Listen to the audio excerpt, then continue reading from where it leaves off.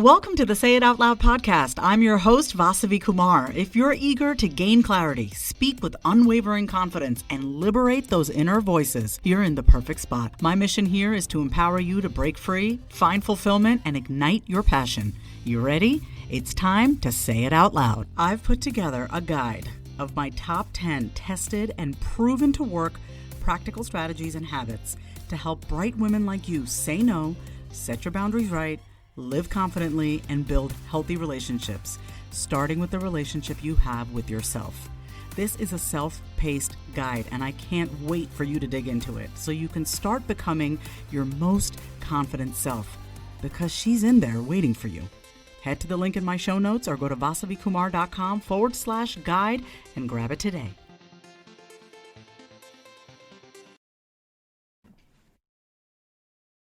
Welcome back to another episode of the Say It Out Loud podcast. I am your host, Vasavi Kumar. I am super honored and excited to have Doreen Downing here on the podcast. She's the host of Find Your Voice, Change Your Life. She's also a psychologist, so I'm already knowing that I'm going to love this conversation because as a former licensed therapist, I look at everything, every single situation through a psychological lens. So I know we're going to have a great conversation today. Doreen, how are you? And welcome. Thank you for coming today to the Say It Out Loud podcast. I'm really looking forward to being with you. I've looked forward to it for months after listening to your podcast, learning all about you. And yes, you do have a depth that I think comes from the kind of challenges you had growing up. And I love how natural and authentic you are. So thank you. You know what? It actually hurts to lie. So authenticity for me quite literally keeps me sane. It's hard for me to be inauthentic because I can feel it in my body. My body will literally reject inauthenticity, and I always end up getting sick. Because our secrets keep us sick. Inauthenticity makes us sick, So I appreciate you saying that because that's something that I've really worked on. Okay, so we're gonna have a little fun. We're gonna start off with our rapid fire questions.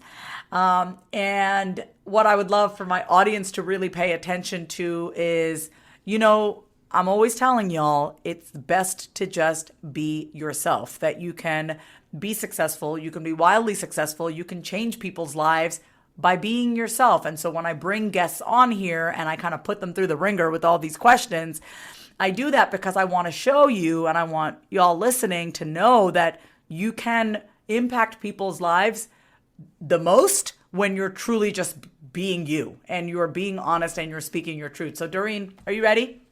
Yes. And one of the things I just want to mirror back to you, what you said about authenticity, about it being embodied sense, right?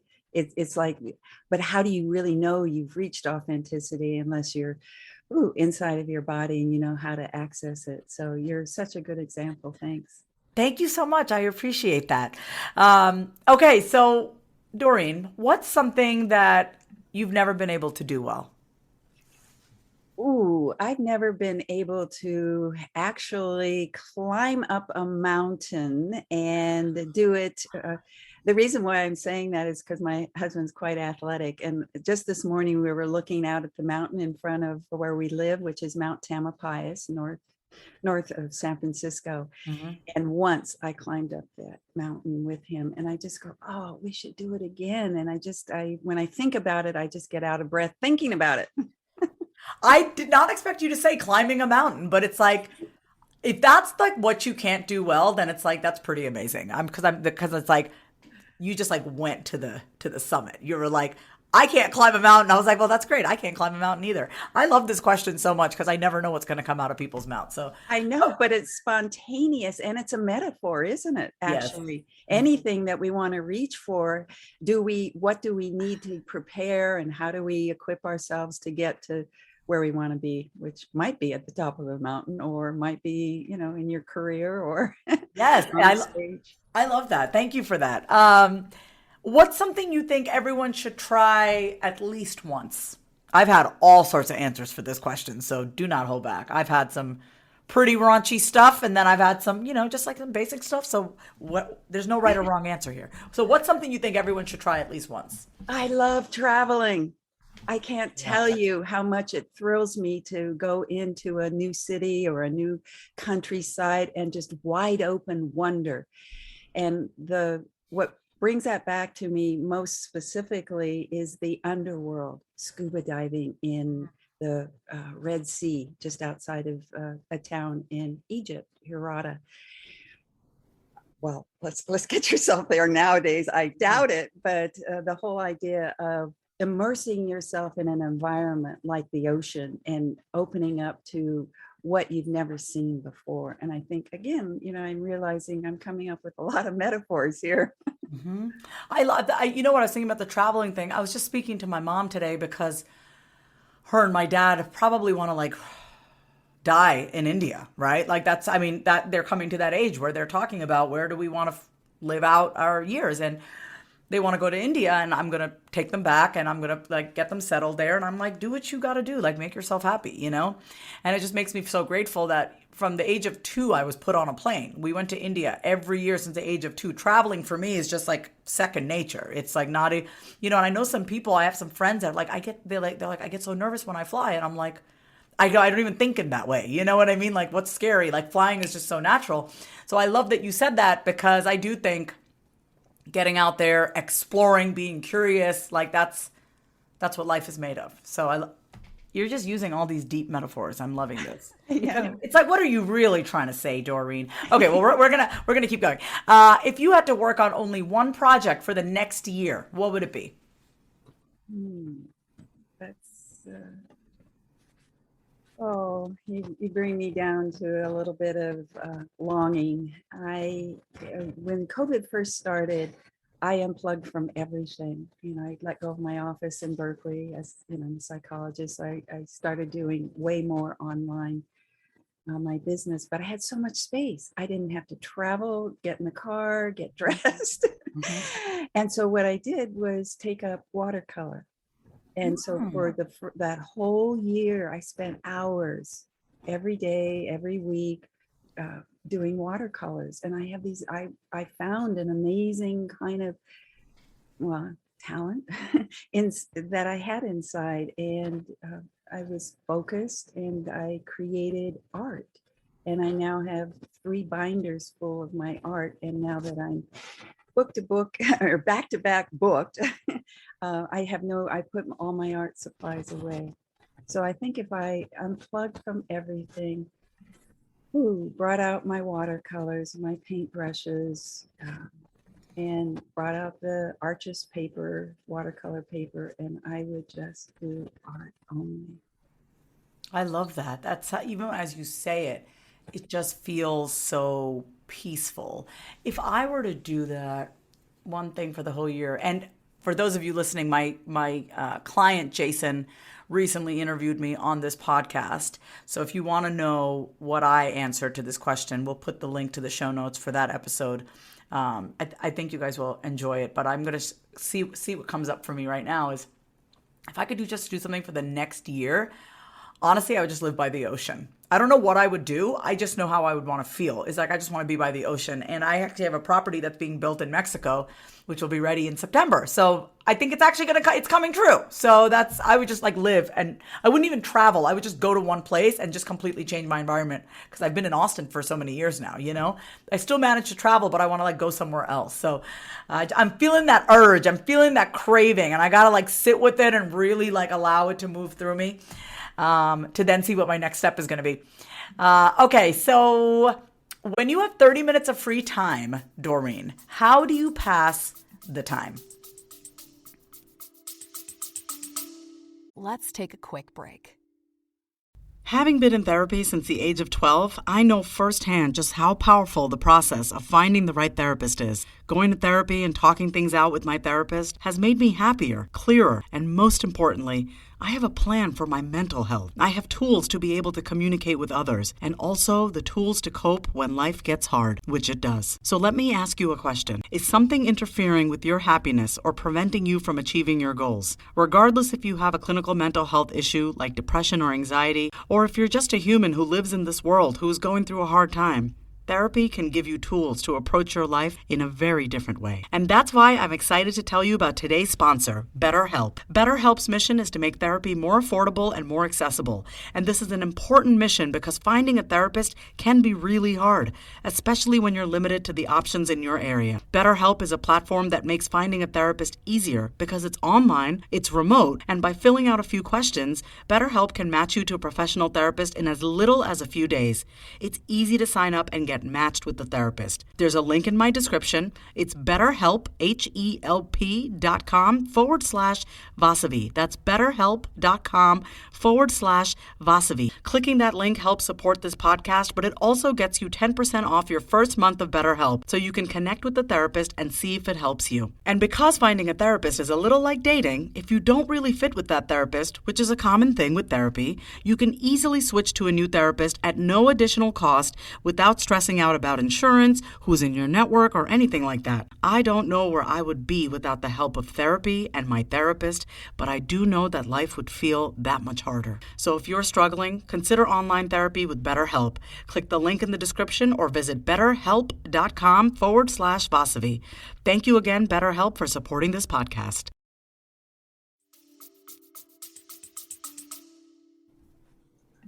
Let's see. I mentioned earlier, near redwoods. So I love just going out my front door, going down the street, and pretty soon I'm in a redwood grove, and it's delicious. It's a funny word to use about being in a I love redwood that. grove.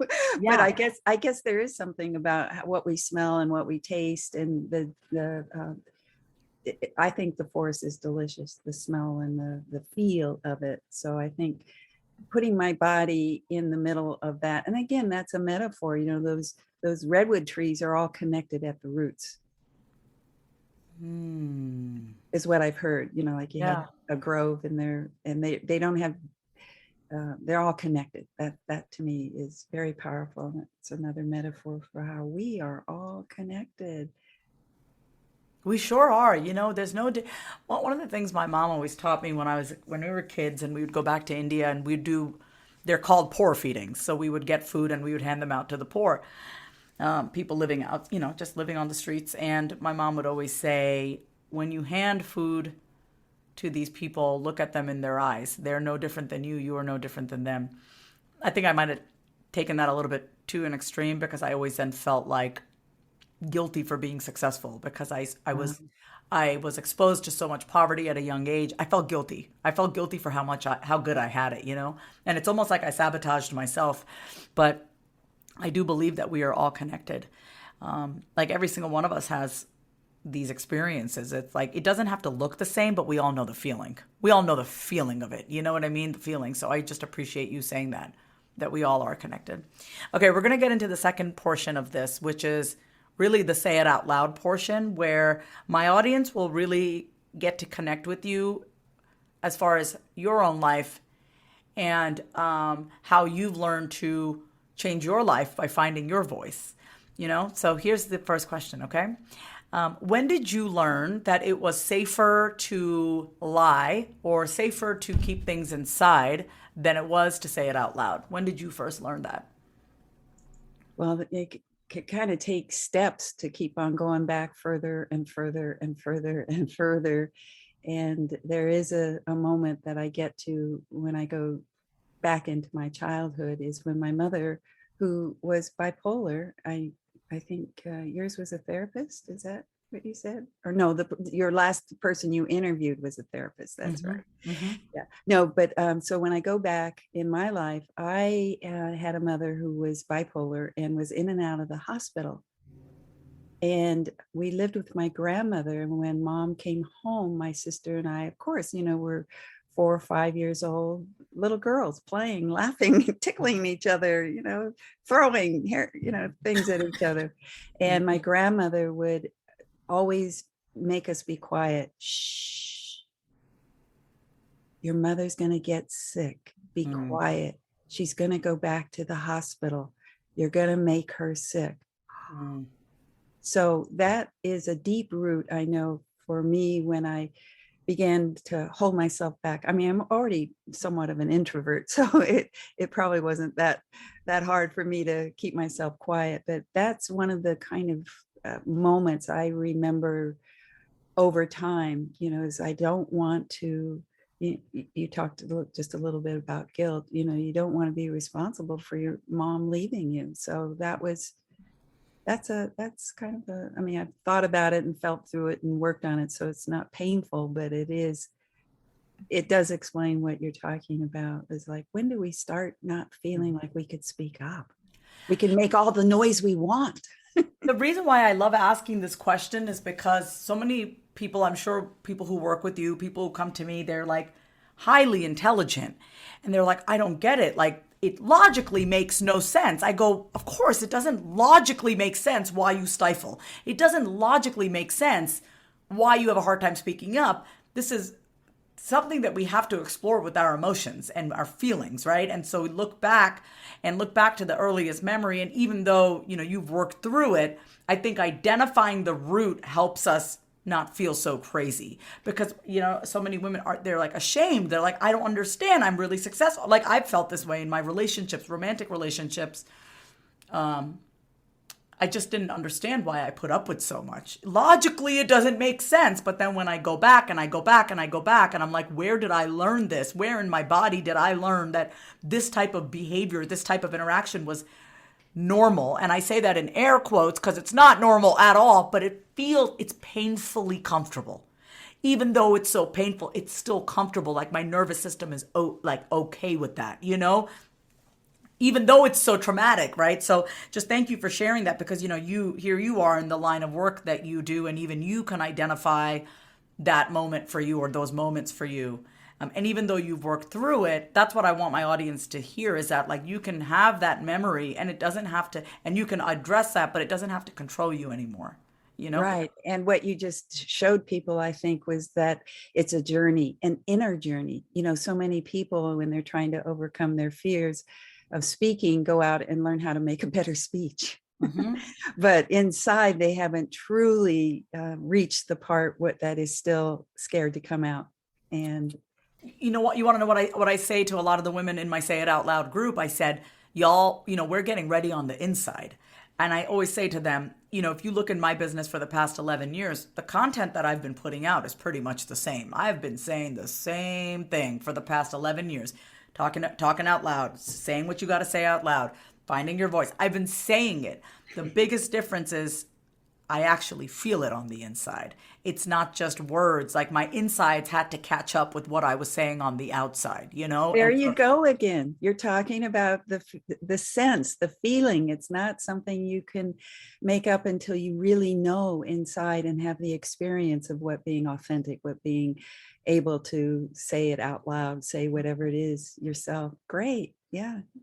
thanks, Doreen. I appreciate that. I respect the work that you do, and I appreciate you saying that, acknowledging that. Okay, so this question. I've tweaked this question a few times. But one of the things that I love my guests to model and embody as well is to show that it is okay, and it is more than okay, for you to celebrate and acknowledge yourself out loud. Because oftentimes we wait for everyone else to acknowledge us and to see us, but like, we have to see ourselves, right? So what is something that you want to celebrate and acknowledge about yourself out loud? What is it? What do we need to know about Doreen? What makes Doreen so freaking awesome? Dr. Doreen Downing, sorry. What makes you so awesome? And so this is like an opportunity to really celebrate yourself out loud. Well, I have two. Can I get two? Or You do I can have to you pick can do one? more than two. This is listen, this is your show. It's my show, but you're here. But this is about you. So please, more than two would be great. All right. The first one is, and actually it happened at the same time. I got married in 2009, and Mhm. my book came out in 2009. Mm. And I would say that, well, I was 60 years old. So the first time married at 60 years old. But the reason why I feel like they're compatible is because I feel like what I learned in finding my voice helped me find the absolute best, truest partner ever. And I'm so glad I waited till my 50s to finally connect with him. I celebrate Earl Downing, my husband. Mhm. Now we've just had our anniversary yesterday, and it's every day gets better and better because I know how to be more of me now. So more of me keeps growing. So the second thing is I updated my book and I came up with a new title, The 7 Secrets to Essential Speaking. Find your voice, change your life. And the reason why I call it essential speaking, because it goes along with what we're saying today, it's the essence of who you are. That's where your true voice comes from. And I call them secrets, air quotes, because the first is something like learn to be still. And you're coming to a speaking training and learning how to be still and Mhm. how to be present, how to be connected. And it's not about making a speech or getting up and delivering something persuasively and, all the kind of techniques that you can do for performing and putting on a good act. So those two things I celebrate is me coming together with my journey and bringing it to the world, and my relationship that is astoundingly full of love every single day. You know what? You saying that, and I'm very open about on my podcast about finding love.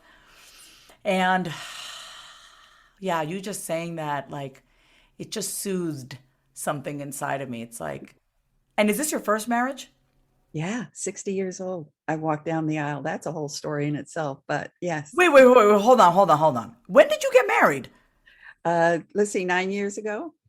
Wait, so what? No, 13 years ago. Sorry, Wait, 13 years ago. so do you mind if I ask, like, how old were you when you got married?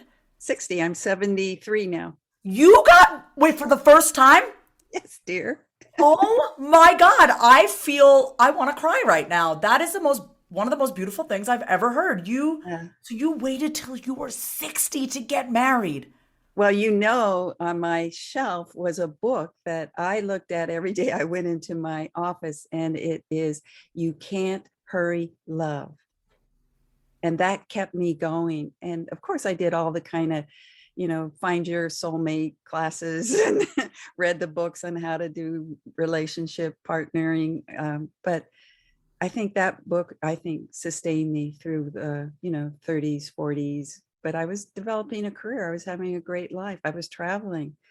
And, when the time was right, there it was. You just gave me like a second wind. I was married when I was 28. Okay, this conversation just took a different direction. Who cares? I got married when I was 28, did the thing, and then within 3 years, I'm like, fuck this, I'm out. I left within 3 years.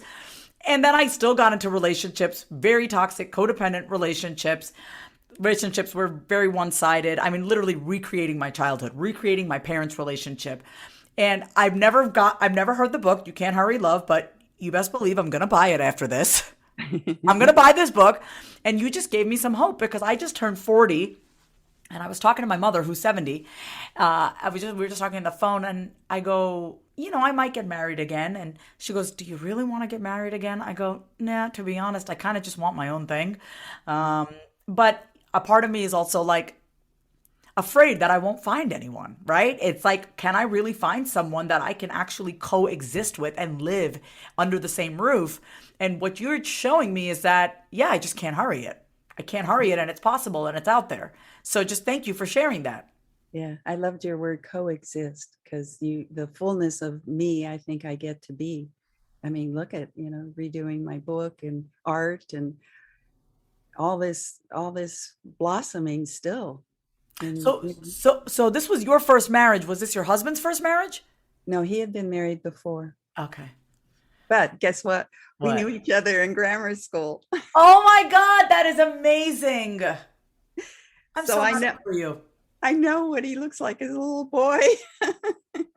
That is so amazing. And y'all are happy. I can Yes. feel it. I can feel you seem like someone who you're loved. I can tell that you're loved, not only by somebody else, but I can tell that you've loved yourself. Like that's what I'm really feeling, right? Like I feel like you are a woman who has dedicated her life to really understanding yourself and loving yourself. And what I am experiencing now is not only your own self-love, but the love that you get from your partner. It's like Yes. double the. And I think I bring like you bring yourself authentically to your clients. I feel like I bring love to, I embrace, I surround them with love. I want to see the love inside of them grow, the best and the beauty and the magnificence inside of them grow. This is beautiful. Thank you. Uh-huh. Wow. Okay. So, lately, what is a catchphrase or just something that you've been saying out loud? Mm. I can't help it right now because we just did you can't hurry love. So I think it's I think I just said that a few minutes ago because I think I need to say that to myself. You can't hurry and then fill in the blank, dot, dot, dot, because even everything that I'm doing now is a lot of, promoting. I'm going to have a book launch and a birthday celebration in August and would like to invite you. And there are tickets that are available. And I just, I can't, it's amazing how I had this vision of having a virtual book launch. And um, I couldn't figure out what I wanted. And I just had to sit with it for days and weeks. And it's just coming together easily now. So that phrase, I think, is you can't hurry. And then you fill in the blank, whatever it is that you feel like you're forcing and pushing for. It's just like, big breath. You can't hurry it. It's coming. It will be here. If there's a will, there's a way. Appreciate that. So, everyone listening, whatever it is that you're trying to hurry, you can say it out loud. I can't hurry. Boom. And that kind of just like releases the pressure. There are a few things in my business right now that I'm planning to do, and I'm noticing internally, I just want my insides to catch up to it. So I have the vision and I'm holding the vision, and internally I'm literally just getting ready to start promoting it because it's a higher price point. It's something that I've never done before, and I'm like, we're going to do this. And so usually in the past, what I've done is just kind of put it out there, right? But I'm really wanting to embody this thing that I want to promote. It's a one-day event here in Austin, that I want. It's like going to be full of creativity and play and fun and brainstorming and heartstorming. And it's at a price point that's very new for me too. And I'm not nervous. Like I don't have any of the nerves of like, no one's going to show up. I'm not worried about that. I'm just getting ready to start promoting this event that I have never promoted at this price point. And I'm like, I'm going to do this. So internally, I'm doing a lot of self-soothing. I'm doing a lot of money mindset work, a lot of wealth energetics and soothing of my nervous system. And I'm feeling calm about it. I'm like, it's going to happen. We're going to do it, And I really love the vibe of this conversation, Doreen, is really about our insides. It's about our insides and also, embodying our truth. So thank you for being such a model. Yeah, LinkedIn. If you go to my LinkedIn, you'll see confidence is an inside job. That's what I put on my headline. Yes, it absolutely is. And confidence is not just a feeling. It's something that it's an actual skill that can be built, and it's actual embodiment practices. It's both and, right? It's like skills. It's like not only action, but it's also your mindset. It's also, how you talk to yourself. Well, you just absolutely did it in front of your audience. You said, this is what I'm doing. I have some energy that is feeling like, oh, there's a lots of energy there. And you showed how you are managing that energy, soothing, some of the exercises you're doing with yourself. You aren't just trying to bull your way to this new event. It's like, oh, this is an approach, and an approach has everything to do with how you arrive that day. Thank you so much. Yes, that's exactly. Here I am just talking about it. I'm sharing the process, but what I always want my audience to hear, and this why I love having you as a guest too, is like I like to take people behind the curtain because it's so easy to like listen to this podcast and I'm the host and you're the guest and it's like, oh, they know better, and it's like, no, I literally want to share my shit with you. I want you to know that as I grow, this is how I'm dealing with it internally because it's an inside job, and I don't just want all the money in the world. I don't want to be first class but broke on the inside. I want to be first class and be rich on the inside. I want both and. I don't want to have to sacrifice one for the other, which is what I saw growing up. I don't want to live like that. I want both. I want my insides to match my outsides. I want my outsides to match my insides. I want to be one. So thank Love you. it. Yeah. Yes, claiming it. Yes. Okay. So what is something that you want to encourage our audience to say more of out loud? Did I just ask that question? No, that's That's a a new new one, one. right? It's a Okay. new one to me. Yeah. What I want them, the what?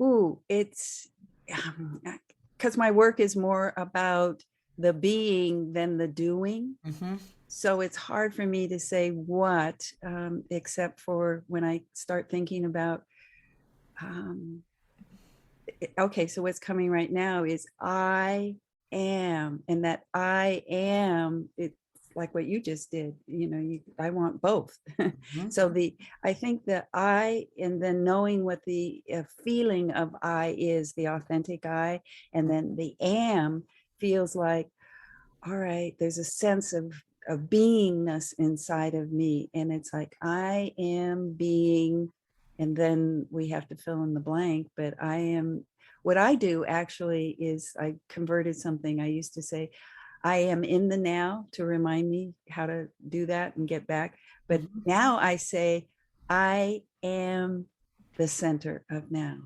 Hmm. So I guess that phrase for me comes out in whatever it brings people back into the present, back into their body, back into their core. I am, and for me, it's I am the center of now. Not just I am in it, I am it. Wow. Well, in Sanskrit, the scriptures that are all of our Hindu scriptures are written in Sanskrit. There's a phrase, Tattvamasi. Tattvamasi means I am that. So it just, for me, we were raised, my mom said that there was no separation between us and God, that we are it. We are God. It's I am God, right? Like I am the creator and the creation are one and the same.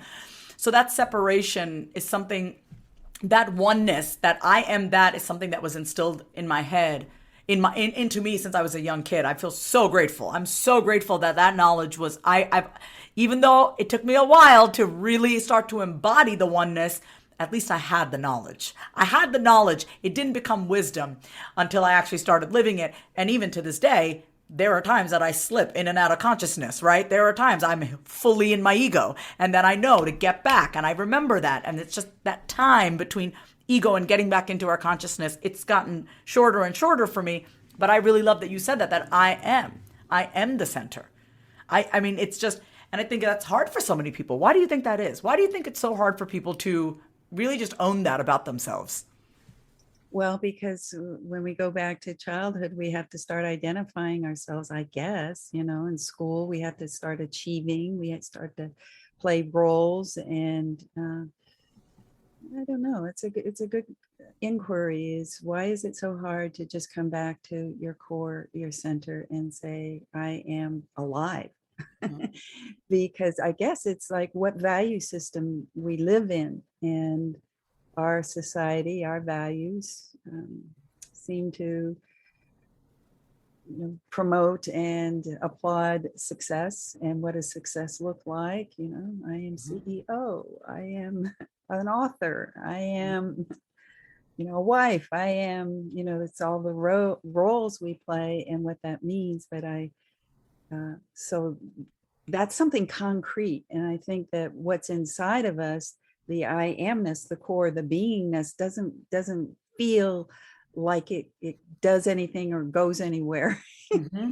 and can be seen by others. But in a way, if we are fully here now in our bodies present, it feels like we radiate out goodness to everybody, and we can touch so much in our world, rather than through what we think we are good at.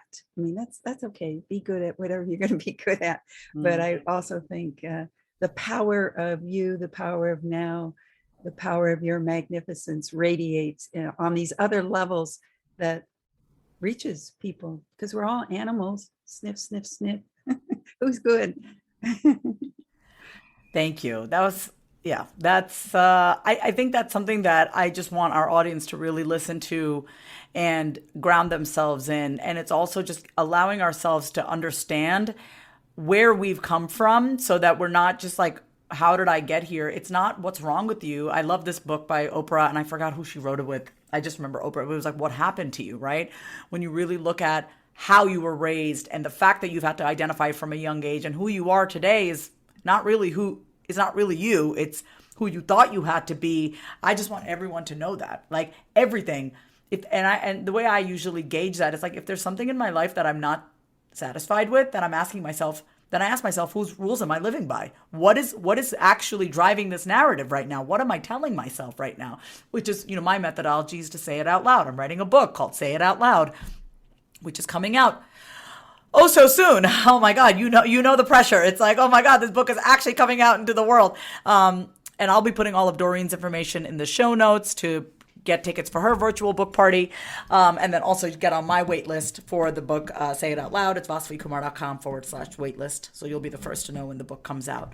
All right, Doreen, what do you say to yourself when you look in the mirror? I love my green eyes. I love that. Are you at a point like, what do you do, or do you have moments like this anymore where you look in the mirror and you're not satisfied with yourself, or you're talking mean to yourself? Do you still do I that? don't I don't talk mean to myself, but I over COVID, what is it, how many pounds, 10, 15, that I'm carrying now, and clothes are tighter, and thank goodness I'm not out in the world as much, so I don't have to feel that uncomfortable. But I would say that uh, my weight is something that feels like I love roundness. I love fullness. I love being voluptuous. That's okay with Hmm. me, really. But I think some of what we're talking about is the pressure to look a certain way. Hmm. But also, my clothes are also a size smaller. So I don't want to Yeah. go out and get a new wardrobe. So, It's a very real conversation today, and I appreciate you saying that, because it's just I went to a bar class. My sacrum. I've been working on my sacrum. I'm in physical therapy and stuff like that, and I do not typically check my weight, okay, but I was just curious to know, and it said 155 pounds, and just a month and a half ago, probably 2 months ago, I was 168, and I've now lost this like weight that I didn't even try. And I noticed my reaction to that number. I was noticing my reaction. Like, I eat, trust me. I could never not eat. I've never had an issue with not eating or anything like that. My issue is not anything, right? I enjoy food. And so I have an appetite for life. But I observed my thought process when I saw the number 155. It was like, oh, good girl. Like, I was proud of myself. yeah. And then I didn't like that. I was no, like, no, we're going to love ourselves no matter what the number is, whether I'm 168 or 155. I feel lighter in my body. I'm happy that I've released any weight that was excessive on me. Like, it just didn't belong there. It was emotional weight that I've released.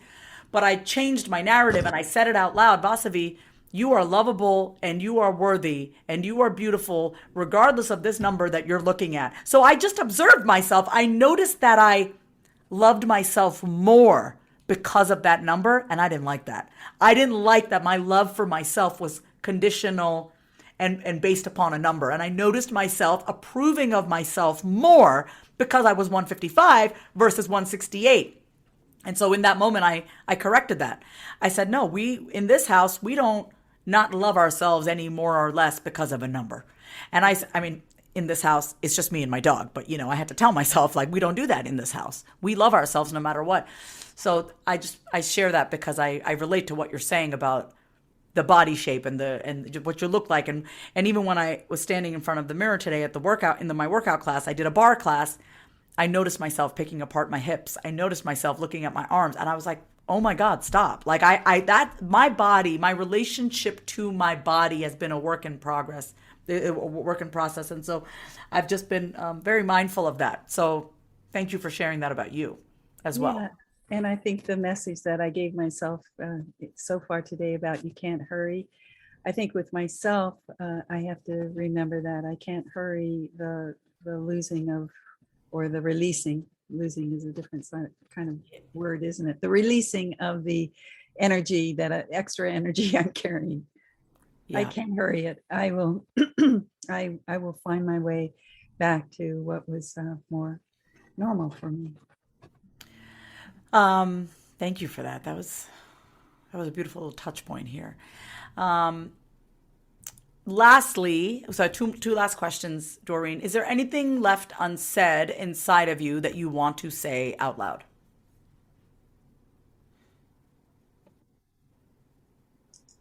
I think I say it all the time, so I don't feel like something is left unsaid. I um, I I think what comes up for me right now is the death of my mother several years ago, but we were very close, and I guess just because you and I are just kind of bouncing around.